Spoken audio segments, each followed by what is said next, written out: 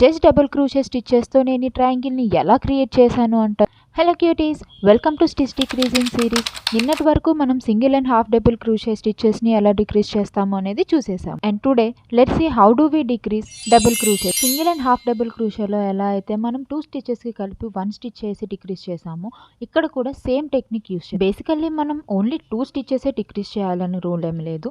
మనం డిక్రీజ్ చేయాలి అనుకుంటే 3 స్టిచెస్ అయినా డిక్రీజ్ చేయొచ్చు. Now let's see how do we decrease a double crochet.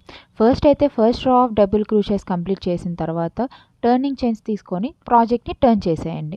And now double crochet decrease అనేది స్టెప్ బై స్టెప్ ఎక్స్ప్లెయిన్ చేయడానికి ఈ వీడియో చాలా లెంతీ అయిపోతుంది. నేను ఇక్కడ టెక్స్ట్లో యాడ్ చేస్తున్నాను, చెక్ చేసి. మీకు ఏమన్నా డౌట్స్ ఉంటే నాకు డిఎం చేసేయండి, నేను దాన్ని డీటెయిల్డ్గా ఎక్స్ప్లెయిన్ చేస్తాను. సో ఈ స్టిచ్ డిక్రీజింగ్ సిరీస్ని నేను డబుల్ క్రోషేతో ఎండ్ చేద్దాం అనుకుంటున్నాను.